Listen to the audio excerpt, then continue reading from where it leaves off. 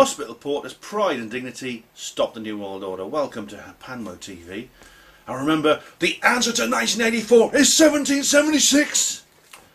I never quite understood what that meant. What Alex Jones used to say. But it doesn't matter whether I understand, doesn't matter whether I agree. It doesn't matter about anything other than he has the right to say it. Strange, that's a rather odd concept in today's world, isn't it? You know, that people have the right to say these things even if you don't understand them, or even, God forbid, you're offended by them.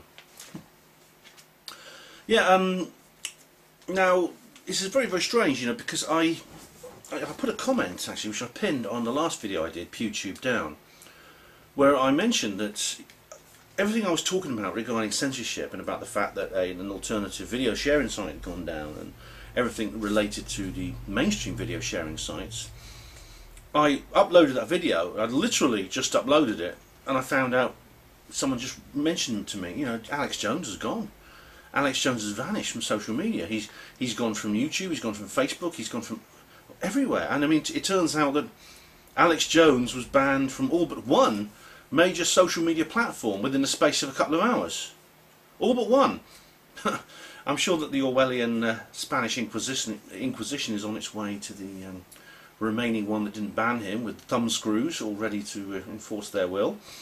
So he's just basically been cyber murdered, and it happened so quickly. It happened, like I say, at the same time under a number of supposedly independent social media platforms. Very, very, very strange indeed, and very worrying. And several people released some videos. Dave Cullen, Saga of Akkad, Paul Joseph Watson, a couple of other people released videos talking about this. And well, it's strange what happened, because Infowars.com, the Alex Jones channel, there's several of them. Together they have over 2.4 million subscribers. They're the biggest. It's the biggest alternative channel, or one of the biggest alternative channels on the platform, on the YouTube platform, and on all the others is pretty much the same. Alex Jones has been in this business for a very, very long time. He started Infowars in 1999, before it was even on the internet. He started just broadcasting radio in the same way that Bill Cooper used to, before the days when you could just set up a YouTube channel and things like that. You had to use airwaves, you had to have good old-fashioned radio transmitters and broadcast licenses and syndications and things like that. But he did some amazing things. He infiltrated Bohemian Grove. He used to bullhorn people, which is his method. He used to, which has been standing outside their place of work and yelling at them through a megaphone. And he bullhorned people like George W. Bush and the Rothschild family and Tony Blair and people like that.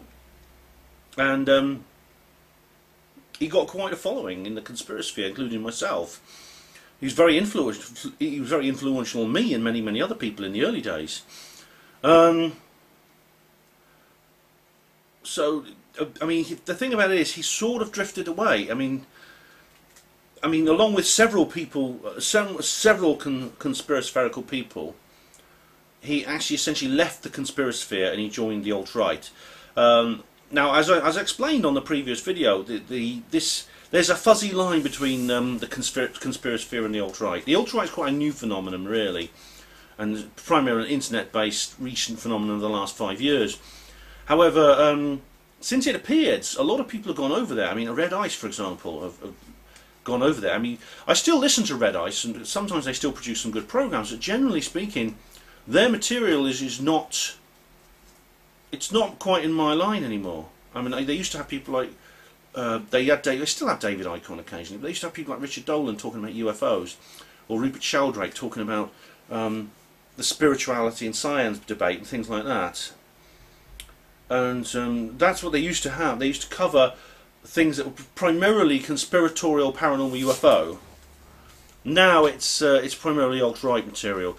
And I don't believe this makes them evil. You know, I'm not one of these SJWs. I don't believe that makes them evil. I just think I think they're wrong in most cases, but they still make some good points. I mean, the alt-right, as I said in the previous video, they're not consist of evil people. I think they've made a mistake, and I think their worldview is skewed. I don't think they quite understood what we're dealing with here when it comes to the New World Order.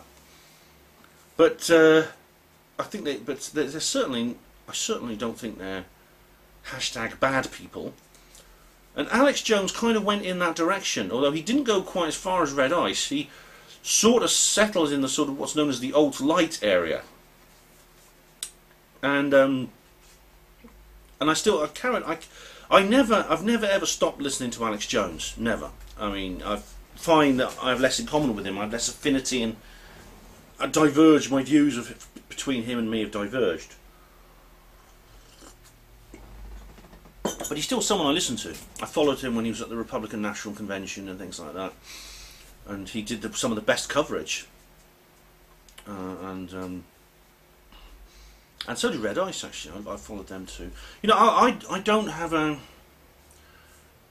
bias here. I mean, I subscribe to Marxists, and I watch what they have to say too. And the best thing to do, the wisest way is to learn from all. But I don't want to go too off topic there, because that's a sort of like off topic kind of philosophical way of looking at things. But let's go back to Alex Jones. Now, Alex Jones has been in trouble before. This is not his first ban from social media. However, this is his first permanent ban from a whole series of social media platforms in the same time. He's been kicked off Twitter a couple of times. He's lost a couple of YouTube channels already. He starts out with new ones, like you have to do if you get banned. But this appears to be this is the first one that's been coordinated across many social media platforms. And according to the mainstream media, this is all down to, firstly, he breached the terms of service. The specific thing was his breach of terms of service. I think it was on YouTube. He actually appeared on live streams on other people's channels, and that's where they banned him. I don't think they haven't banned the other people's channels. They've banned Alex. It's just a bit of a strange thing, because you know, if you're going to host a hangout, if I hosted a hangout, I would consider myself accountable for anything that happened on that hangout. You know, this is so. Why are they banning Alex? Sure, it's against the rules, but I mean, it shouldn't be him that gets banned. It should be the other people. He had a 90-day ban from YouTube.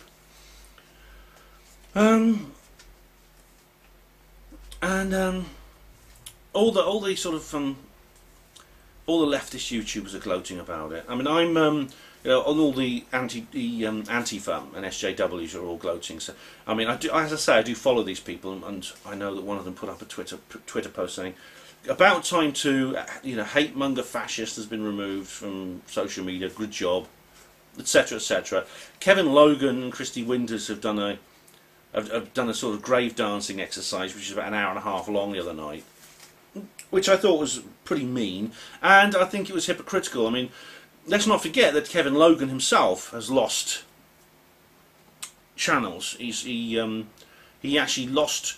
He had 3 channels. He lost 2 of them at one point. He set up the 3rd channel because he lost 2 of them, and I supported him. I thought it was wrong that he should have his channel removed. His channel's removed. I was against the people trying to silence him, even though he's a kind of socialist, male feminist type person who I totally disagree with. I thought it was wrong for him to have his platform removed, and so I think it's a letdown. I think he's let himself down. He's let his principles down by now celebrating the departure of Alex Jones. He really is. So what was this about now? It's all about, like I say, he breached terms of service. He's also allegedly committed hate speech, and I got this from The Guardian. Yes, The Guardian. This is what I found out. He's committed hate speech from The Guardian, and well, The Guardian reports that someone has committed hate speech. Is that a reliable conclusion that they actually have? And by the way, I mean, it's quite good fun. I've come up with a new game, Guardian Bingo. Now, what you do is you make a list of words, such basically left-wing buzzwords, such as racism, misogyny, white privilege, anti-Semitism, homophobia, etc., etc., etc. And you read a Guardian article and see how many of them you can get.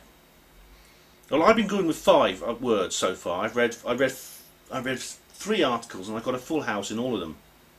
It's amazing to see how far you can push it, how many different words you can come up with, and how many times you get You get them in a Guardian article. I mean, it's just one of the most left-wing biased, oh God, no, pinko newspapers there is. It really is.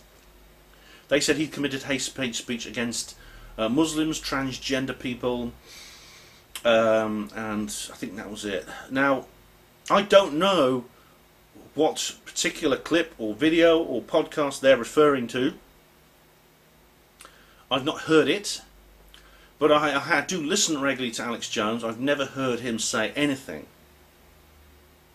which I would consider, which is legally considered hate speech against Muslims or transgender people, or anyone else for that matter. He has used strong language, and he's used angry terminology against people. For example, when George Monbiot was suggesting bringing in nuclear power, Alex had a long rant against him, saying, "Lord Monbiot, that spindly little twit, not a man but a monster." Now, you could call that hate speech. You could. Because Alex Jones obviously is very angry with him and feels a lot of animosity for him. But he's not saying, "I want everyone to go to Lord Monbiot's house and throw stones at his window," and things like that. You see the difference. He's not inciting acts of hatred against another person. And I think what this is about, is that I think that the use of hate speech has been deliberately misled, it's been expanded, it's been distorted, and it's been wrongly applied in order to silence certain opinions. And I think that has happened on social media. For example, I mean, I've heard of people who've been banned from certain websites for saying, for example, quote, "white people are not evil," unquote, on grounds of hate speech. That seems to me an appalling misapplication of the term hate speech. Now, what's sad about it is there's many sad things about this misuse of hate speech, this twisting, this kind of cultural Marxist Orwellian newspeak doublethink that's been applied to the concept of hate speech. I think there's several things. There's the double standards, as I said. You can take white heterosexual men and you can say as much evil and hateful things as you like to us. It's only non-WHM people who essentially are regarded as protected from in this particular concept. They're regarded as a protected demographic. The other bad thing is, of course, there are such things. I said this on the last video. There are such things as real racists. There are such things as real misogynists.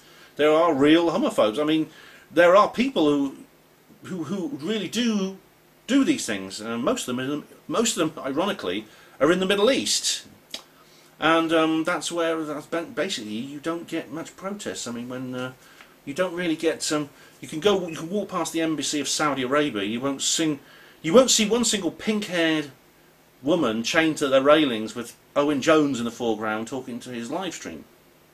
You walk past the embassy of Saudi Arabia, you won't see that.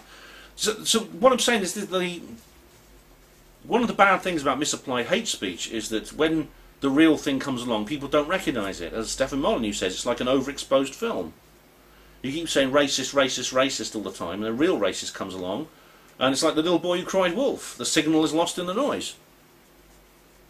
And this real racist can then be racist as they like and get away with it, because the people who should be stopping them are too busy criticising criticising people who say white people are not evil. You know, so that's another sad side of this sort of thing. However, I do suspect. I mean, I don't know for certain. I do think the Guardian is jumping to left-wing assumptions here, which wouldn't, as I say, wouldn't be a surprise. But the hate speech in particular that they're talking about regarding Alex, especially in recent years, is not the kind that the Guardian would normally address, because it actually is directed against a particular group of people, and who are actually, it's not along racial lines, it's actually geographical lines. It's a group of people who allegedly live in Newtown, Connecticut, USA. Alex Jones is currently actually going through a lawsuit. He's actually being sued by somebody. I think it's a group of people. I think it's a class action lawsuit. I can't remember the details. But it's somebody who claims to be a parent of a child who was killed in the Sandy Hook shooting. And this person is suing Alex Jones because apparently things Alex Jones said has led directly to them being harassed. Now, I wrote an article about this actually a couple of years ago because there was a memorial playground for the Sandy Hook victims was vandalised, and several of the supposed parents were phoned up and people were being rude to them down the phone. And I actually wrote in my article, for goodness sake, don't do that.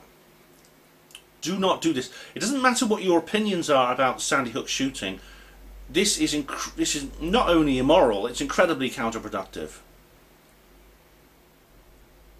And it's exactly what the believers in the official story would want us to do.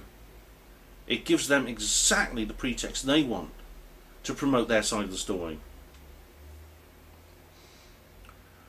They really... Now, I should say a few more words about this actually, because I actually agree with Alex Jones about the Sandy Hook shooting.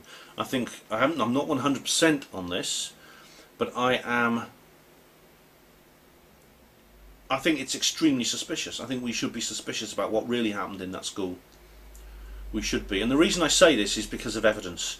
But I don't think Alex Jones has been the best source of evidence for this. I think the best piece of research I've seen done on the Sandy Hook shooting was done by Sophia Smallstorm, who I mentioned in my Morgellons video. Her documentary on the Sandy Hook shooting is absolutely amazing, and it leaves no doubt that there's something very, very wrong with the official story about what happened there. And the reason the public are all now behind the authorities in persecuting Alex Jones for his opinions on Sandy Hook, because of partly because of the conduct of a few idiots who Alex, I've not heard Alex directly incite these people to actually commit acts, immoral and criminal acts against anyone as a result of their opinions on the Sandy Hook shooting. However, when Alex Jones went up in the air, one of his most recent videos, he actually confronted Bernie Sanders in an airport, and it was quite good actually, because Sanders just refused to speak to him, but one of his heavies came over, and or about as heavy as a Bernie supporter can get, and sort of said, Alex, what about the Sandy Hook kids? What about those? What about them? And of course, the public will go, yeah, that monster Alex Jones, that conspiracy theorist monster. And this, of course, has added to the people who go along and say, well, Alex Jones is obviously a shill. Alex Jones is working for Mossad. Alex Jones is just a plant in the truth movement and stuff like this. And I'm not going to comment on that simply because it's just pointless, because it's everybody and his dog in the conspiracy and the UFO paranormal conspiracy theory world is accused of being an insider, an agent, an informer of some kind or another at some point. And usually the people who make these accusations, you look back and you find they just had a personal falling out over something at some point. And usually they have no evidence. You find out they disagreed over something, and then comes the accusation of shill. I think I'll call that Ben's law. Yeah. So like Godwin's law, which says in a debate sooner or later you'll be compared to the Nazis. I've come up with Ben's law. Ben's law said in a falling out between conspiracy theorists, or debate between conspiracy theorists which turns heated, sooner or later one will accuse the other of being an agent, a government agent. It always happens. I've done an entire video about that. I've done 2 videos actually called the Shill Squad, and I won't put links in the description box because I can't remember all these damn links. Just look it up on my channel. So I mean, I'm not going to even comment on whether Alex Jones is some kind of CIA operative that's pretending to be one of us. I'll leave that issue aside for now. I'll proceed on the assumption that he's not. Oh, honestly, I'll tell you what, when you're making ground as a UFO Paracon person, when you Google your own name, and you see the word, in the list of suggestions, you will see the word exposed after it. And I must say, it's happened to me. You look, there are Ben and Lynn Jones exposed pages here and there. Right. So where was I? Yeah. Now Sandy Hook. Now the response from the believers in the mainstream story of the Sandy Hook shooting are exactly the same as the ones when it came to 9/11, because we've been through this before. Okay, you know, and I know I'm going to get people commenting now saying, Ben, you're a vile, a heartless exploiter, you're a cruel person who has no respect for the memory of the children who died, and you show no sensitivity to the loved ones of the children who died. You get this. We've been through this with 9/11. We've been through this with 7/7. We had the TV programs where I talked about before, where Charlie Veitch was in it. See my recent video on Charlie Veitch. It's just a couple of months ago I did a video on Charlie Veitch. They get to meet the grieving relatives. Mark Bingham's mother, who's crying, saying, you know, and then he gets, well, these evil people on the internet just won't believe me. They won't believe me that it was 19 hijackers who killed my son, and things like that, right? Now, I've written about this before, and I've explored the logical and ethical equation in what these people are saying. They're essentially saying that if you uncover evidence relating to a particular crime that's been committed, and you go public with that evidence, you are a bad person. You are disrespecting the victims of that crime, and you're showing a lack of sensitivity towards the people who, the loved ones of the people who are the victims of that crime. If you go forward with that evidence, we have this. This is what the people against the 9/11 truthers were saying. Can't you show respect? 3,000 people died, and you're pissing on their graves and things like that. Oh, it's so disgusting. It's such a despicable thing to do. I mean, I actually wrote a poem called "Show Some Respect," but it's basically what you're saying is, if you were walking through the street and you see this old lady and these thugs come up and they kick her to death and they steal her handbag and they run off with it, when the police come along, in order to show respect for her memory and sensitivity towards her relatives, her grieving children and her grandchildren, you have to tell the police a lie. You have to tell the police, no, she wasn't hit, she wasn't beaten up. No one stole anything from her. She just dropped dead of a heart attack in the street. There, I've done my duty. I've been a sensitive person. I've been respectful. I've lied about that old lady's death. See? Do you see what I mean? That's how absurd this is. So even though I don't know the specifics of this particular case, I'm confident enough to say that it was wrong what was done to Alex Jones. I don't trust the authorities in this matter. I've seen too many other unfair bannings. I've seen unfair demonetizations. I've seen people disappearing from social media on false pretexts. An awful lot, especially over the last couple of years. So I'm not going to condemn Alex Jones. I think Alex knows the law. He knows what he can and can't say. I find it very unlikely he would actually say something, especially when he's in the middle of a lawsuit, there would actually be literally a breach of the terms of service of a particular platform. And I long for the day before all this. It was not before all this started. It's not long ago. You don't have to go back 5 years or so, and there was nothing like this going on. I feel nostalgic, but there was a time when YouTube was fun. When people could join and they could say what they like and nobody cared. If you disagreed with someone or you felt offended by someone, you just make a video saying fuck you. And that'll be the end of it. Or you'd explain why they were wrong and then you stick your finger up at them like that. That's how we dealt with people who were offensive and things and hateful in those days. And people like Red Phantom, who's gone now, but he was so cool. He was like this really sort of geeky guy, but he was so cool.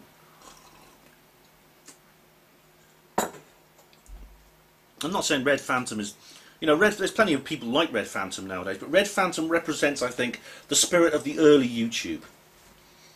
And as I think I said this on the last video, but YouTube has changed so much. It's now, and I think it's deliberate, because I think there's a plan to turn the main social media areas and main social media platforms into just another version of the mainstream media.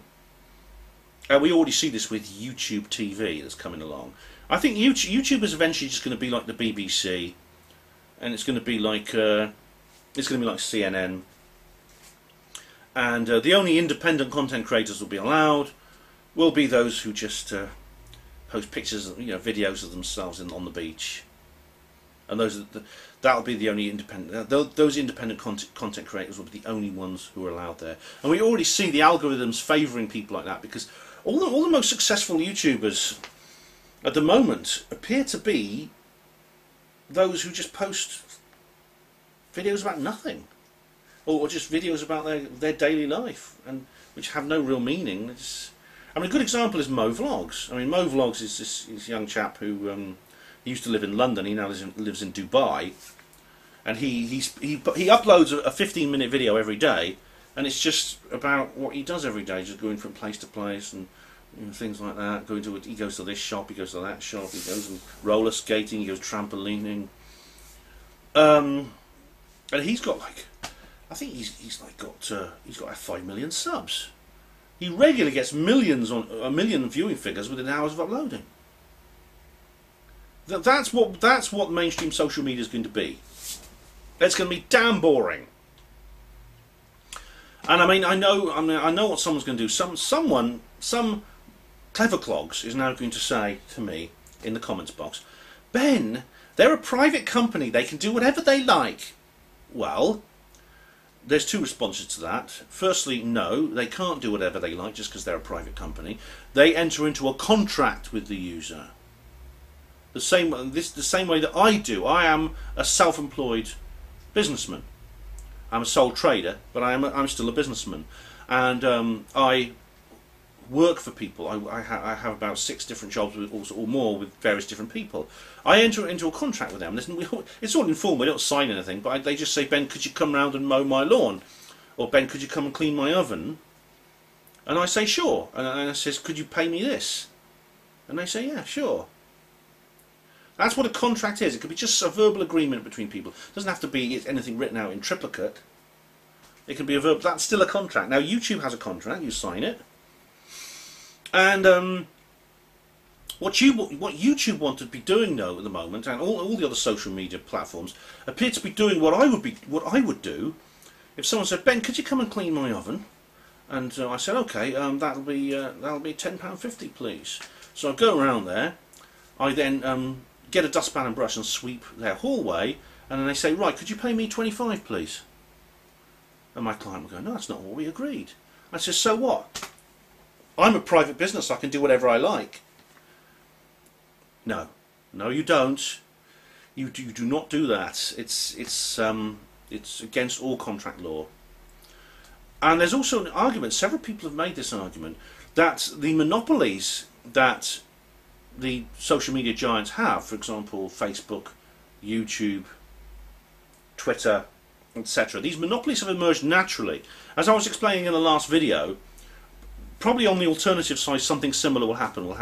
There'll eventually be like a one giant platform which will supersede all the others. It's like I said, little seedlings.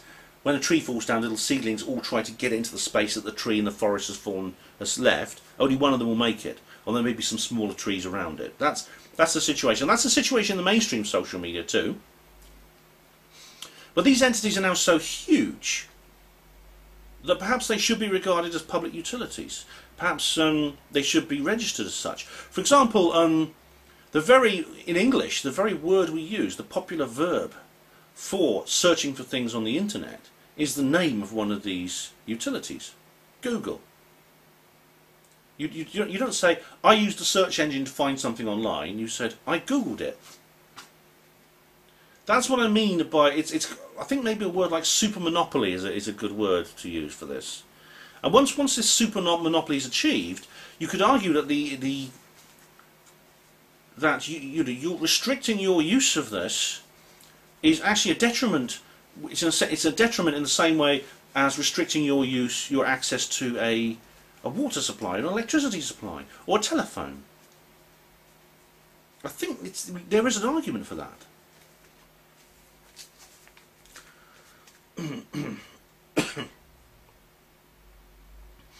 I think we are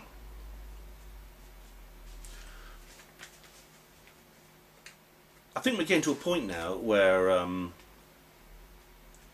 it's obvious that we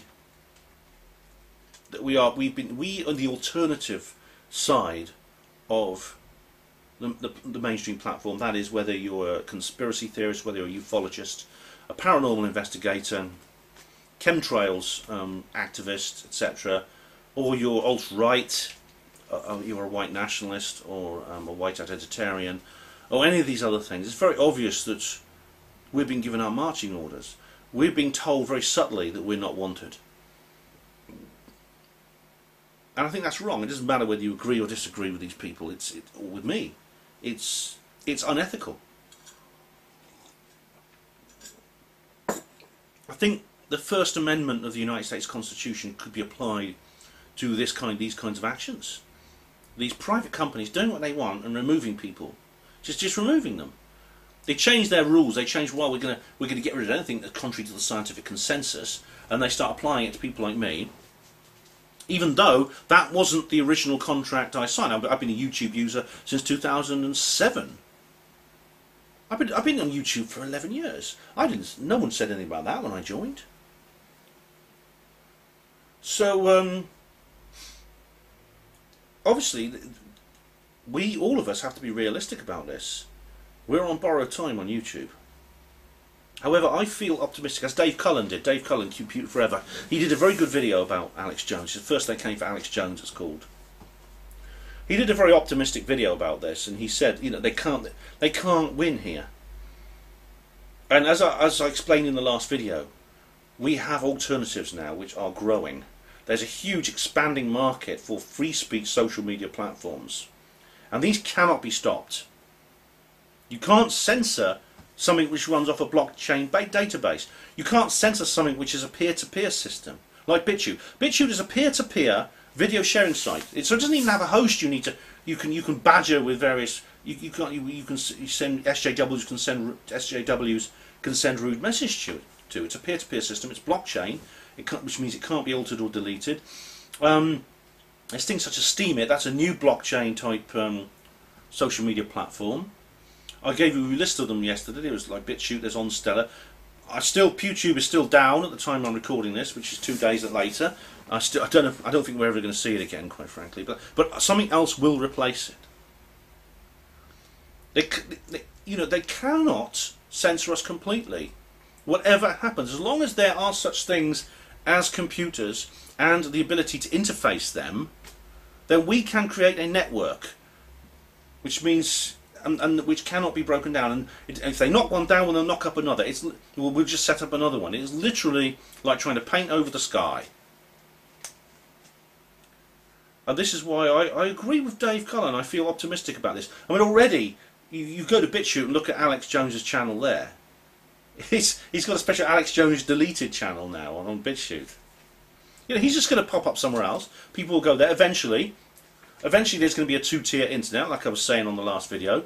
On the one side there'll be the cat videos and the mainstream news telling you lies. On the other there'll be the interesting stuff, the underground internet.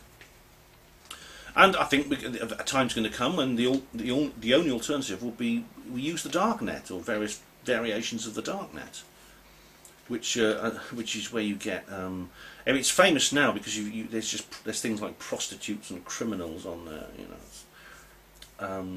Prostitutes and drugs and various other things like that. It's obviously stolen goods and stuff like that. But so it's used by criminals. But the thing about it is, what we are saying is being criminalised. You know, speech like the kind I'm giving you is being criminalised. And the fact of the matter is, if I'm going to become a criminal, I'm going to have to do what all other criminals do. And so I'm going to have to use the darknet. We all will. I'm not going away. None of us are. So they're wasting their time. They really are.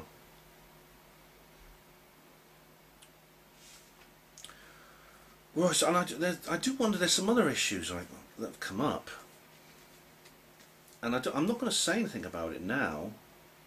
I'll probably cover it in the future, but this also has come up at the same time, and I'm wondering how coincidental that is. And that is, well, it's to do with QAnon.